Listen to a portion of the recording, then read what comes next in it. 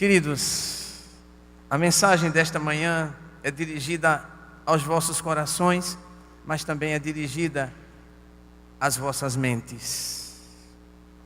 Não quero que ninguém saia daqui nesta manhã dizendo que apenas foi tocado em sua sensibilidade, em seus sentimentos e em suas emoções. Quero que saiam daqui dizendo: hoje eu refleti sobre algo de grande importância para a minha vida. Assim pedi ao Senhor Jesus, após o convite que recebi do pastor Alberto e da irmã Vânia, e por isso estamos aqui. Que o Espírito de Deus, aquele que nos mandou a mensagem, Ele mesmo nos ajude na apresentação da mesma. Na carta aos Efésios, no capítulo 4, o apóstolo Paulo nos diz assim: e a graça foi concedida a cada um de nós, segundo a proporção do dom de Cristo. Por isso diz: quando ele subiu às alturas, levou cativo o cativeiro e concedeu dons aos homens. Ele mesmo concedeu uns para apóstolos, outros para profetas, outros para evangelistas, outros para pastores e mestres, com vistas ao aperfeiçoamento dos santos, para o desempenho do seu serviço, para a edificação do corpo de Cristo, até que todos cheguemos à unidade da fé e do pleno conhecimento do Filho de Deus, a perfeita varonilidade, à medida da estatura da plenitude de Cristo, para que não sejamos mais como meninos, guiados de um lado para outro e levados ao redor por todo vento de doutrina, pela artimanha dos homens, pela astúcia com que induzem ao erro. Efésios capítulo 4, versos 7 a 14. Com esse texto, eu quero chamar a atenção dos irmãos desde o começo para a presença do ensino na igreja dos apóstolos. Nas origens da igreja cristã, a presença marcante do ensino. Escola Bíblica Dominical. 49 anos praticamente, né? De igreja, de funcionamento. 49 anos de Escola Bíblica Dominical. Eu não vou nem perguntar quantos anos cada um aqui tem de matriculado nessa escola, porque depois que matricula pela primeira vez, ninguém nunca mais, né? Deixa de estar matriculado nela. Não é interessante? Claro que por causa disso nós tivemos... Nós tivemos alguma dificuldade. A principal dificuldade que nós temos enfrentado é a dificuldade das pessoas se formarem nessa escola, terminarem seus cursos. É uma escola cujo curso não termina nunca. E isso às vezes dá a impressão de repetição, da gente estar voltando aos mesmos conteúdos. Mas isso é momentâneo. E é fácil de superar. Esta igreja já está montando uma estratégia que permite a cada curso, né? A cada bimestre, a cada trimestre, né? Que aquele que cursa, aquele que estuda, se sinta, né? Aprovado, consiga terminar os seus estudos. Mas o tema que eu trago nesta manhã, além de comemorar essa data, além de homenagear a igreja pela sua persistência e pelo ministério do ensino, é algo que diz respeito a algo mais profundo em nós. E algo que eu entendo que a igreja contemporânea esqueceu. Agora convido a que abram suas Bíblias no Evangelho de João, capítulo 14, versos 16, 18, 23, 25 e 26.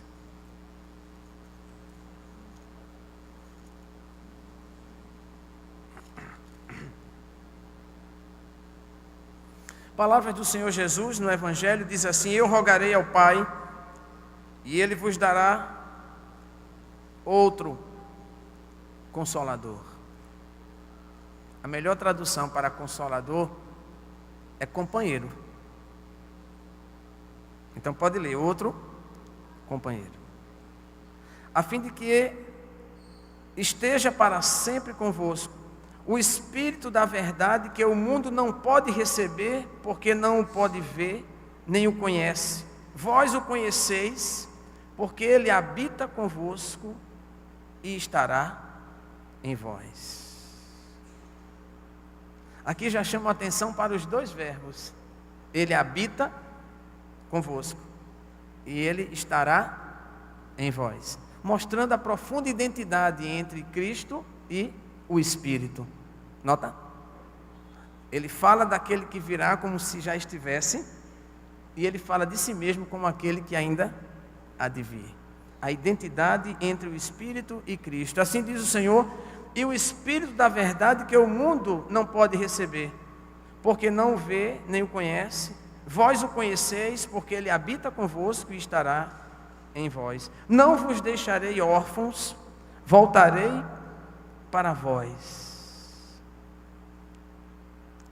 No verso 23, responde o Senhor: se alguém me ama, guardará a minha palavra, e o meu Pai o amará, e viveremos para ele, e faremos nele morada. No verso 25 diz o Senhor: isto vos tenho dito, estando ainda convosco, mas o Consolador, o Espírito Santo, a quem o Pai enviará em meu nome, esse vos ensinará todas as coisas, e vos fará lembrar de tudo o que vos tenho dito. Deixo-vos a paz, a minha paz vos dou. Não vos la dou como o mundo a dá, não se turbe o vosso coração, nem se atemorize. Aqui está descrita a principal função do Espírito Santo na vida da igreja. E está dito aqui que é realizar milagres? Não. Está dito aqui que é falar em línguas? Não. Não que ele não tenha algo a ver com tudo isso, mas está dito aqui que o Espírito vos ensinará. Recorra ao texto. Veja mais uma vez, verso 26.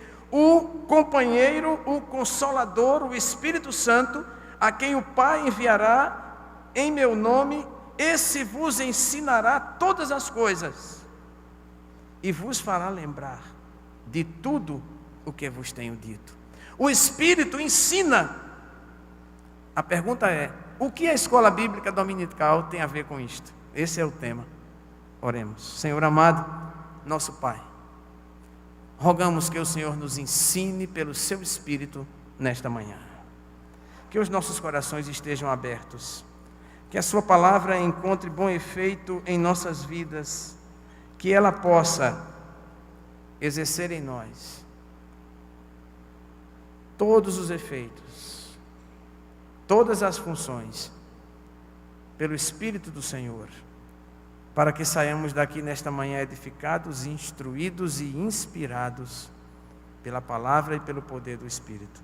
Assim nós oramos ao Senhor neste momento, com toda a fé, em nome de Jesus. Amém.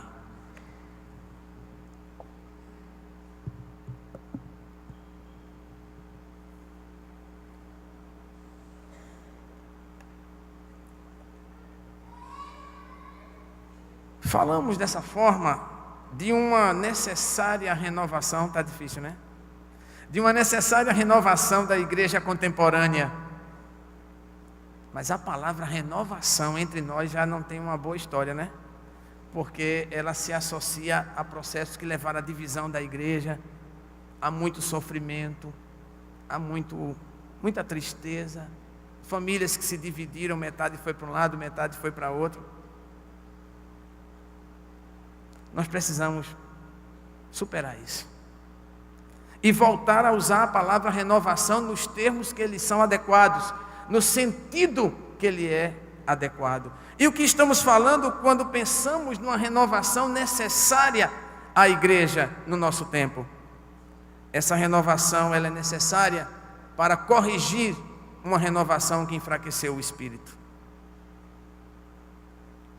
Eu tenho muito medo quando eu falo essas coisas. Eu tenho medo de ferir suscetibilidades, de deixar alguém triste. de agir como se eu fosse um impiedoso, que não tenho nenhum pudor em ferir o irmão. Quero que afastem de suas mentes essa possibilidade. Aqui vamos falar com todo amor que o Senhor Jesus nos instrui a que tenhamos uns pelos outros. Mas não podemos aqui reforçar o que tem acontecido na igreja do nosso tempo, de alguém chamado de espiritual, o ato de manipular e extorquir, sobretudo dinheiro e confiança daqueles que são desavisados e que chegam com o coração aberto em busca de paz, em busca de misericórdia, em busca de assistência, e terminam saindo de lá mais desassistidos, mais frágeis do que já estavam. Não lhes é dado, numa linguagem jurídica, o direito à defesa. Todas as suas armas, os seus possíveis argumentos, lhes são tirados, seja pelo modo carismático como se movimentam os líderes, os pregadores, seja pela requerida autoridade daquele que fala em nome de Deus, e cujos resultados nós estamos cansados de ver, dia após dia. Aqui a igreja contemporânea precisa assumir a necessidade de sua renovação, e para isso precisa corrigir uma outra renovação, uma renovação que enfraqueceu o espírito humano, eliminou a crítica, eliminou a análise, fez frutificar a credulidade ingênua, a exposição à manipulação,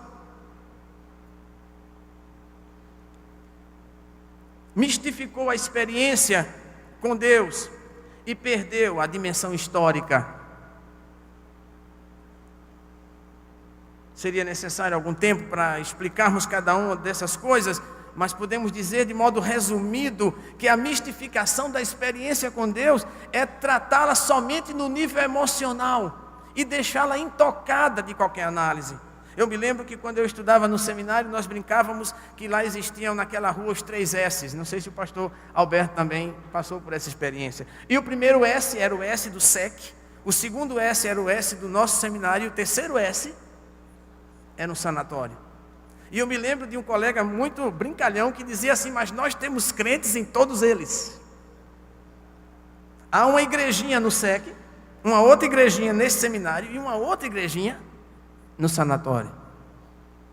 E eu muito me preocupava com isso, porque se eu buscara assistência espiritual e crescimento espiritual e intelectual no seminário, eu notara também que no terceiro S, ali estavam pessoas desequilibradas, e não posso negar que muitas delas, por causa da própria religião, por causa do exercício disso que nós chamamos de fé.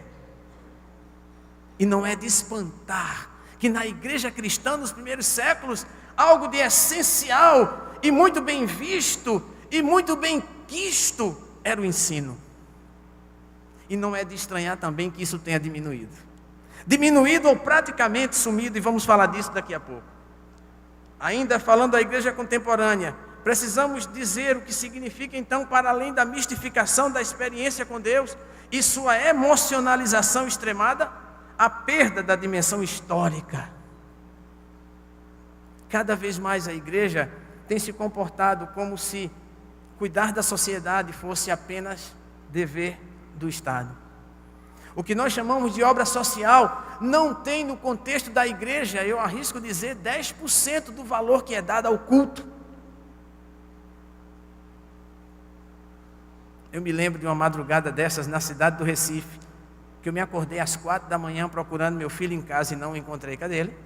Felipe. Onde estava Felipe? Num show, como chama? Canta Recife, para o qual havia se dirigido uma multidão imensa na noite anterior. Entrou pela madrugada, então o telefone tocou: papai, o canta terminou, venha me buscar. 5 horas da manhã vou eu buscar. 5 horas. A multidão estava na rua. O que tinha de crente na rua naquele momento era coisa grande. Ali ao redor do centro de convenções. Qual é a obra social realizada pela Igreja do Senhor no nosso tempo que mobiliza metade daquele grupo? Você conhece, meu filho? Não tem o mesmo valor. não tem o mesmo interesse, não mobiliza as mesmas energias, não provoca as mesmas emoções, não envolve as pessoas. Por quê? A minha hipótese é por falta do ensino. Porque nós perdemos a dimensão do sentido do culto a Deus em profunda e intrínseca relação com o amor ao irmão, com o atendimento ao irmão e com a reconstrução do sentido da realidade. O culto é usado como uma espécie de fuga daqueles que precisam fugir do mundo, e não adianta tentar trazê-los para cá, porque eles entendem que não são deste mundo, mas não foi nesse sentido que Jesus falou, que ele não é deste mundo, ele não é idêntico a este mundo. Mas não significa que ele não tenha uma proposta de um novo mundo. Amém? Que multidão! A necessidade de uma renovação espiritual no nosso tempo, que resgate a igreja do poder, escute agora, imobilizador e instrumentalizador do mercado. Não estou entendendo nada, pastor, agora. Igreja e mercado, no nosso tempo tem tudo a ver. Tem tudo a ver. Eu me lembro há muito tempo atrás, não sei se eu já contei essa história aqui, mas na cidade de Vitória de Santo Antão havia um irmão, nossa igreja, que queria abrir uma loja de produtos evangélicos. E ele queria um espaçozinho no mercado público.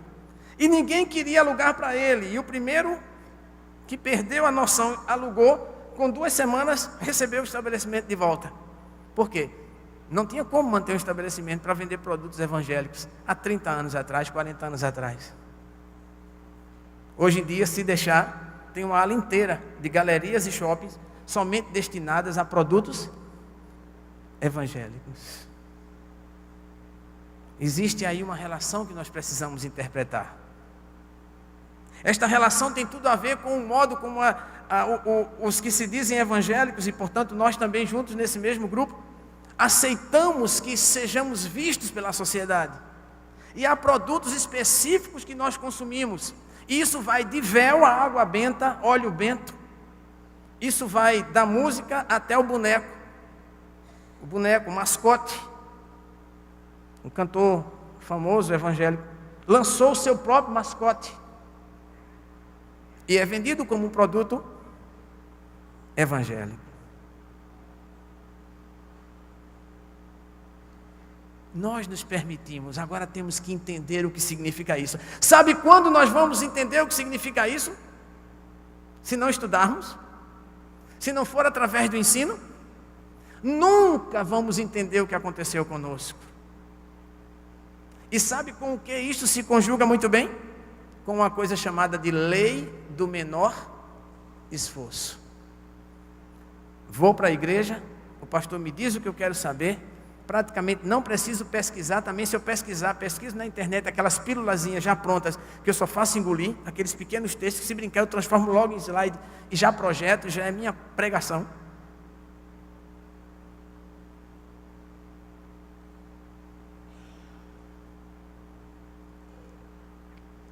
Precisamos resgatar a igreja do poder imobilizador e instrumentalizador do mercado.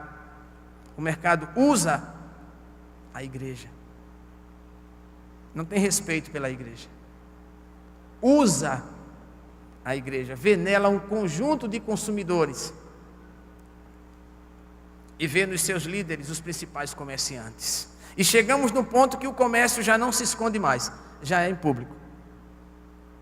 A necessidade de uma renovação que permite examinar o sentido das práticas culticas atuais. O que é o carismatismo dos líderes? Por que um líder consegue exercer um efeito tão grande sobre as pessoas? Por que ele consegue provocar um delírio nas massas? Por que ele está por trás do êxtase no qual as pessoas se envolvem? E o que é que isso tem a ver com o evangelho? E o quanto isso tem a ver com o ensino?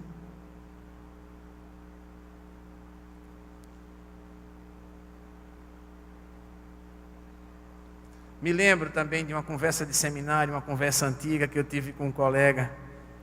E o colega dizia: estamos vivendo um tempo em que ou se fala muito do diabo e de Satanás, ou então as igrejas não se enchem.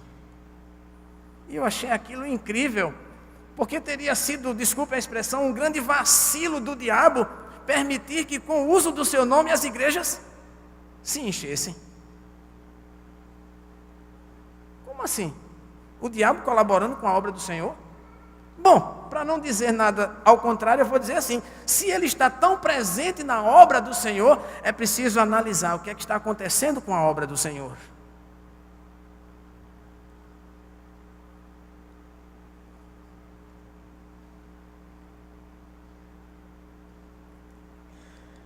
O fato de alguém falar em nome do Evangelho não significa que não possa estar mentindo.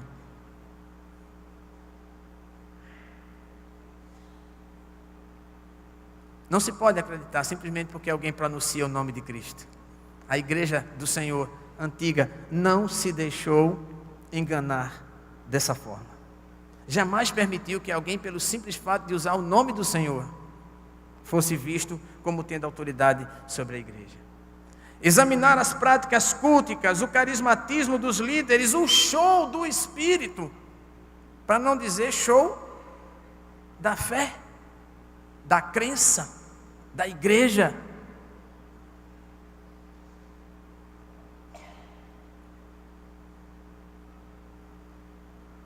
Eu fico imaginando a cena da cruz. Quer queiramos, quer não, naquele momento havia uma grande multidão. Jesus poderia ter dito: Lázaro, fala aí para todo mundo como foi que eu te ressuscitei. Traz aqui a mulher do fluxo de sangue, vem cá, garota. Fala aqui para todo mundo como foi que eu lhe livrei aí de um mal que nem o médico conseguia reverter. Foi isso que ele fez? Foi?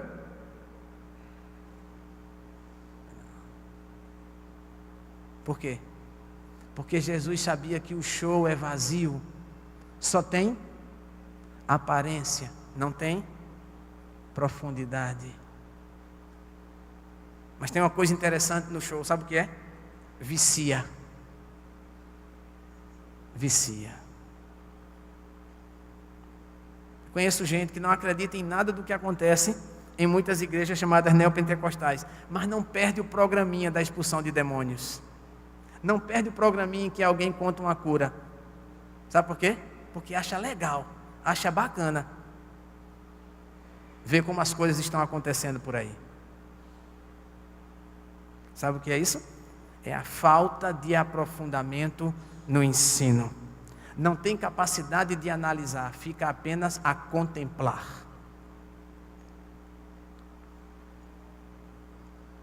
Interpretar o show do Espírito, interpretar a prosperidade do cerimonial judaico. Não posso deixar de fazer referência a isso. Porque eu já estou imaginando as romarias para São Paulo,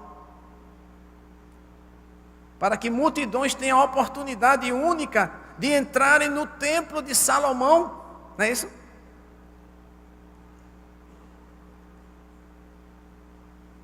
A igreja do Senhor precisa dizer que isso não tem lugar no Evangelho de Cristo. Que este não é o culto cristão.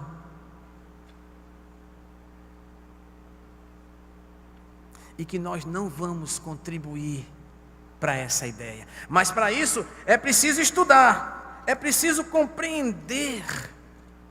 É preciso compreender o que aconteceu com o ensino. E também precisa compreender a sua própria igreja batista, pois nela há princípios que podem ajudar o ensino cristão. A EBD é fundamental para uma reforma espiritual que tenha um sentido de renovação intelectual. Eu agora falei uma palavra terrível. Quando eu estou dando aula na universidade, não são poucas as vezes em que ao final da aula um aluno chega para mim e me diz: o senhor não é ateu? Não sou ateu. O senhor parece ter fé. Tenho fé. Como é que o senhor faz para combinar a fé com a vida intelectual?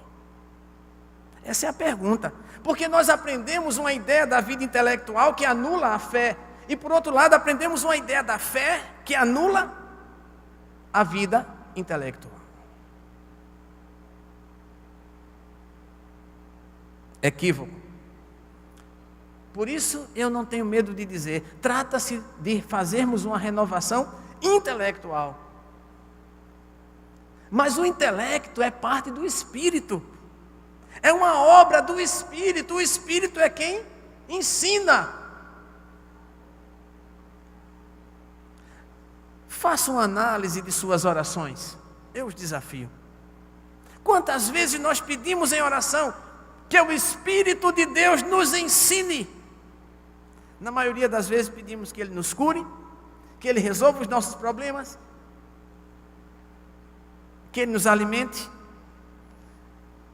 Pedir ao Espírito de Deus que Ele nos ensine, em menor número de vezes. O que aconteceu com o ensino é fundamental entender, para entendermos o ponto em que nós chegamos.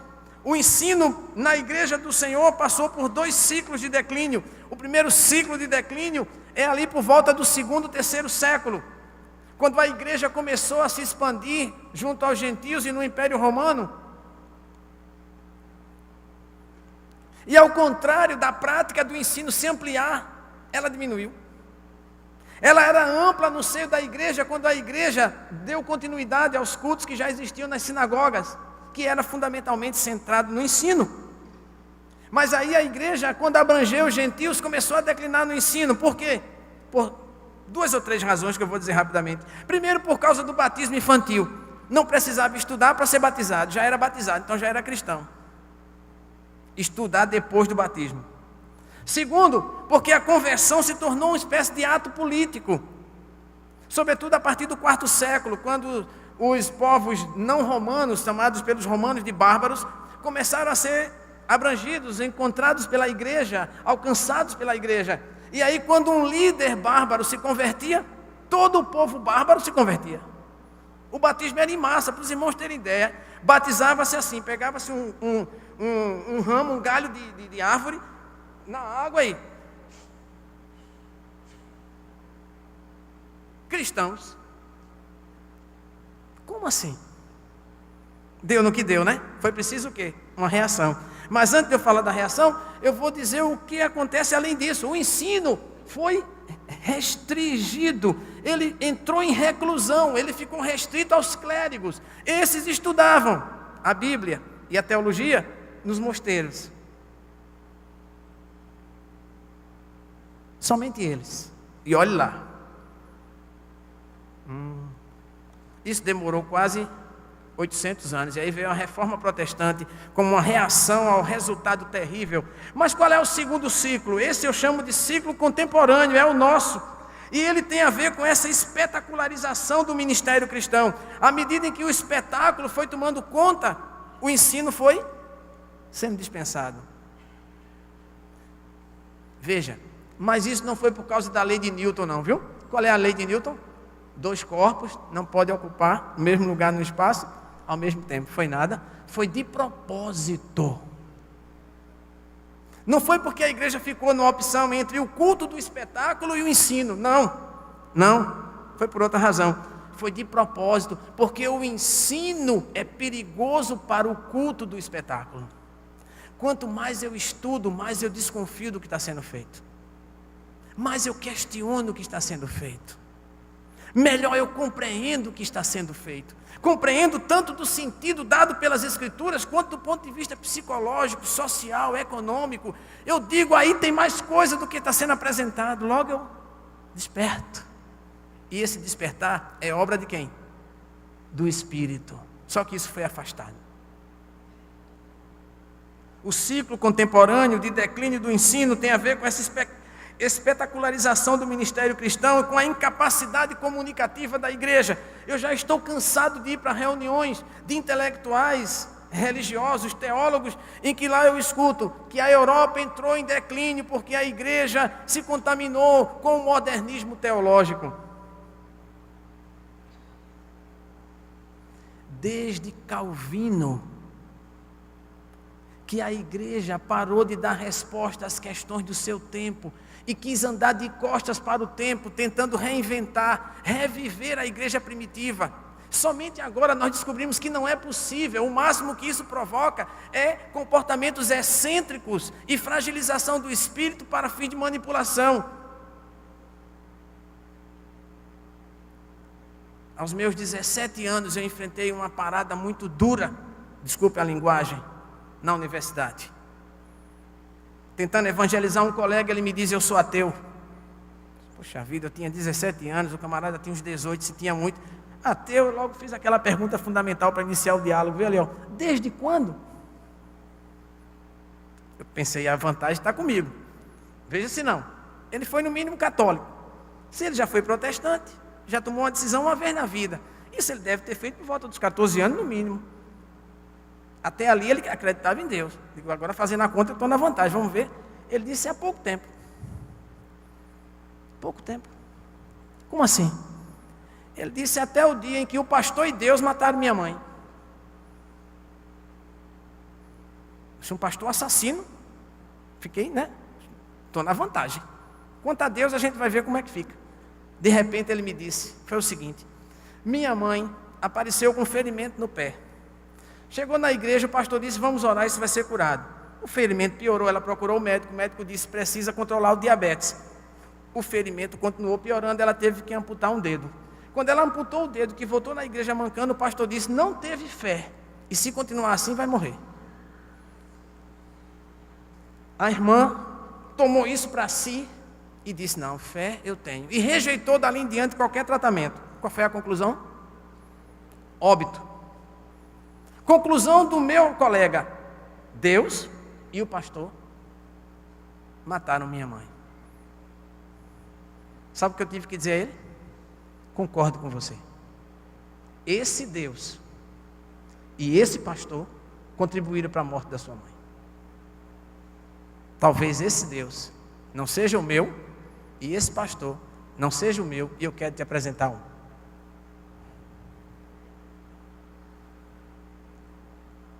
A incapacidade comunicativa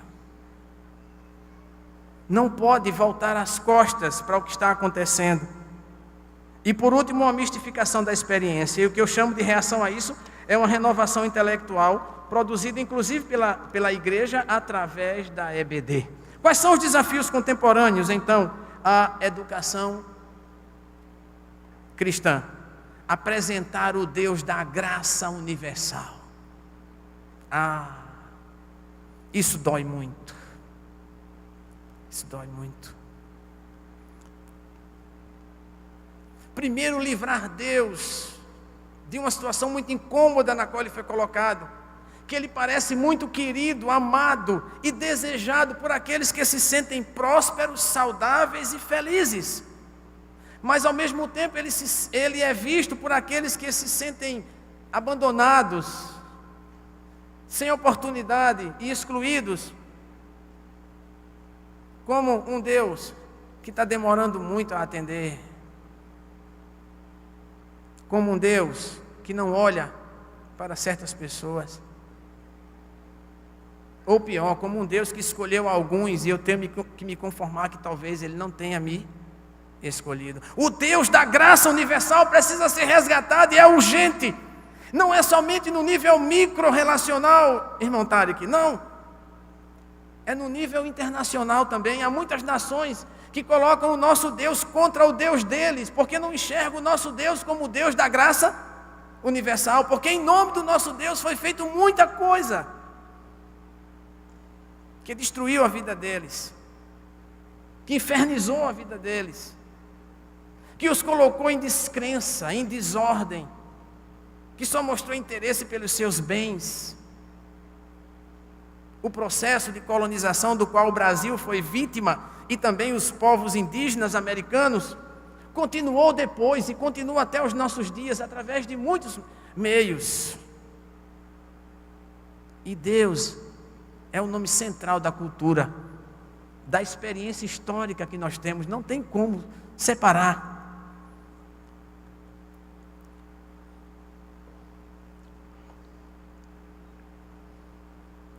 precisamos apresentar de novo ao mundo o Deus da graça universal.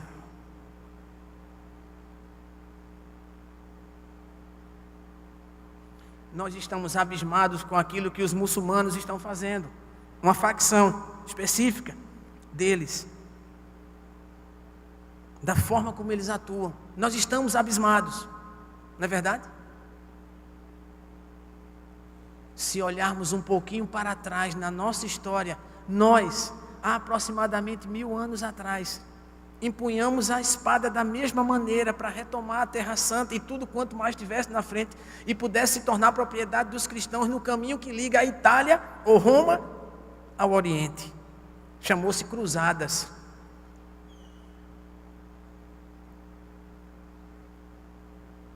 Está fazendo 100 anos esse ano que nós iniciamos a Primeira Guerra Mundial. Aliás, foi ano passado, né? E não sei se os irmãos já fizeram a conta, mas a Primeira Guerra Mundial foi uma guerra toda praticamente vivida, toda ela vivida na Europa. E foi realizada unicamente por países que se diziam cristãos. Está difícil recuperarmos a imagem do Deus da graça universal. Mas sabe quem vem em nosso socorro? Jesus de Nazaré, aquele que em nenhum momento afirmou outro Deus, senão o seu próprio Pai, como Deus da graça universal, e anunciou o amor de Deus por todos os homens indistintamente. Isso parece ser a coisa mais simples de dizer, mas eu já vos disse aqui e repito, é a coisa mais difícil de vivenciar.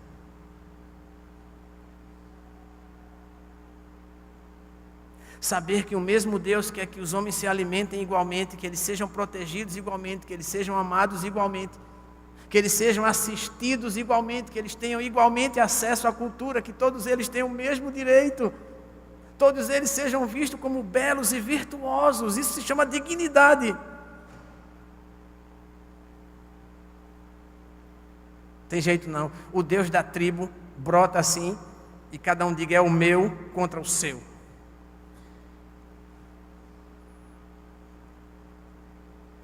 Preparar a igreja para o diálogo. Eu tenho muito apreço pela obra de missões, mas eu oro todos os dias para que Deus prepare os nossos missionários para o diálogo, para que eles sejam capazes de entender as peculiaridades das culturas com as quais eles estão lidando, para que eles não as interpretem logo num primeiro momento como estando repletas de demônios.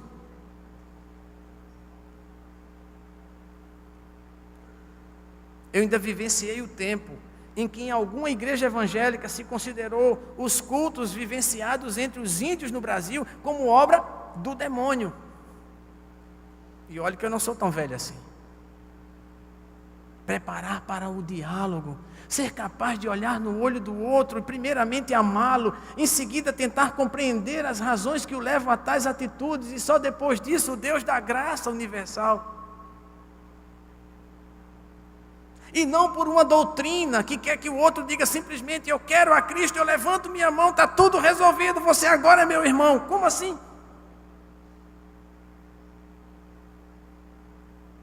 Por isso que o Senhor Jesus diz: se você não se tornar o próximo do outro, Ele disse isso em outras palavras, né? O outro jamais será visto realmente como o seu próximo. É você. O Evangelho da graça universal. Se o outro não se converte ao meu Deus, o meu Deus não o ama. Isso é falso. No Evangelho de Jesus é o contrário. O meu Deus continua te amando, mesmo que tu não te convertas. Ou alguém tem algo em contrário a dizer? Argumente agora.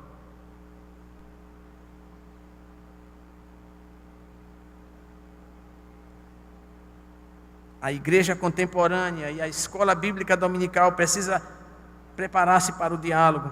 Precisa fortalecer o espírito humano pela renovação espiritual e renovar o seu interesse pelo estudo da Bíblia e pelo estudo teológico. Outro dia eu estava numa igreja e escutei um pastor dizer que a teologia não tinha nada a acrescentar e que ele resolvia tudo com a Bíblia.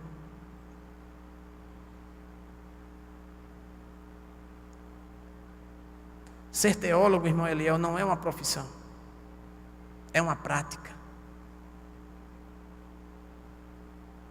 Não é assim não. A boa teologia prepara o espírito, mostra as possibilidades de sentido. E quanto mais eu tenho possibilidade de sentido, escute agora, mais livre eu sou. Não é verdade? Né? Pensa naquele primeiro namorado, ou naquela primeira namorada, extremamente fascinantes, mas cheio de defeitos, cheio de crecas, de querelas, cheio de dificuldades, mas que provocavam uma emoção imensa. Se você não se liberta disso e consegue enxergar isso de outra maneira, você se casa com quem você não devia, concorda? E vive infeliz, porque foi aquela impressão que te marcou naquele primeiro momento e te emocionou, que dirigiu isso na tua vida, só que a vida vem com outras coisas, que isso não vai mais da sustentação. Não é assim? Você precisa se livrar disso, olhar por uma outra perspectiva, portanto você precisa de possibilidades. A teologia é isso, possibilidades de ver como o texto pode ser entendido, de como pode ser compreendido, daquilo em que eu fui ensinado, como pode ser reapropriado. Teologia é liberdade, e o Espírito de Deus veio para libertar. Por último, quero dizer à Igreja Batista Emanuel que ela precisa apenas ter uma escola bíblica dominical fiel aos princípios batistas. Digo isso sem a menor ufanação, sem o menor espírito de orgulho. Digo-vos isto em nome do Espírito de Deus que quer libertar, que quer instruir em amor, justiça e paz. A EBD precisa manter-se fiel aos princípios batistas, em primeiro lugar, sendo ela cristocêntrica.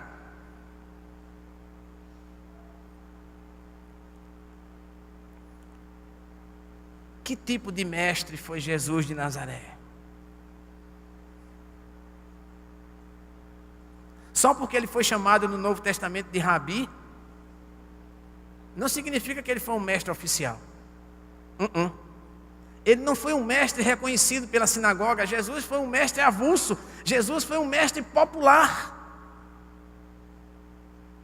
Quando ele diz: o meu jugo é suave, o meu fardo é leve. Jugo era o que os mestres ofereciam aos que os seguiam, regras para que eles cumprissem, e cada mestre ensinava as regras de sua maneira. Jesus também trouxe uma maneira original, uma maneira própria de ensinar, sim, mas não como mestre oficial. Por quê? Em relação à religião oficial, ele bateu de frente. O farisaísmo e a tradição escriba não suportou Jesus. Não suportou Jesus. Cristocêntrica, sim. Em segundo lugar, colocando a Bíblia como regra de fé e prática, ótimo, mas lembrando a primazia do Novo Testamento. Hoje em dia, praticamente em cada esquina tem uma igreja que articula e pratica um ritual judaico como sua identidade. Aí tem. Aí tem.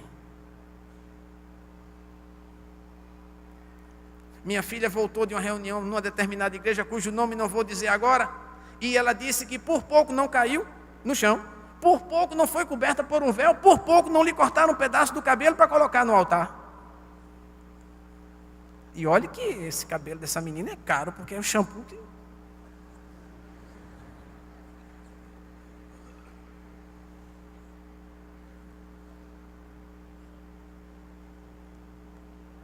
Primazia do Novo Testamento. Essas coisas não estão lá. Não estão mais. Escute agora, princípio batista, liberdade de consciência. Examina o que quiser, meu irmão, mas faz isso com, diga a palavra, liberdade. O que me traz tristeza, pastor Alberto, no ministério pastoral, não é quando um irmão entra no gabinete e me diz: pastor, estou mudando de igreja. O que me causa tristeza é que quando ele me diz isso, às vezes ele está indo para uma igreja onde ele não tem mais liberdade de consciência. onde ele vai entregar os seus dons espirituais, a sua capacidade de análise, crítica e de pensamento. Ele vai entregar isso a outro, e o outro vai pensar por ele, vai dar todas as respostas por ele. Aí eu sofro. Separação entre o poder político e o econômico. Nós dizemos entre igreja e Estado. A igreja precisa ensinar isso, mas no seu sentido amplo, pois a palavra Estado, desde as origens da igreja, significa poder econômico e poder político. Quanto ao poder econômico, eu já dei exemplo aqui. Quanto ao poder político, eu não vou nem entrar em detalhes agora. Por último, a salvação pela graça, mediante a fé, para uma vida de santificação pelo Espírito Santo. Eu quero que a igreja do Senhor, chamada Batista, tenha a coragem de afirmar os seus dons espirituais e entre eles dizer: o dom do ensino tem lugar especial no coração do Senhor, pois Ele mandou o Espírito para nos ensinar todas as coisas que Ele mesmo vinha ensinando e que Ele praticava. E Ele disse: eis que estou convosco, através do Espírito, é claro, todos os dias, até a consumação dos séculos. Que o Senhor nos abençoe nesta manhã. Que essa igreja se sinta no poder do Espírito ao aprender as lições da escola bíblica dominical, e que cada vez mais ela se aproxime da prática dos princípios batistas, sem nenhum temor e também sem nenhuma ufanação, sem nenhum orgulho, porque ela certamente estará no caminho de apresentar a todos e quaisquer o Deus da graça universal. Que o Senhor vos abençoe. Amém.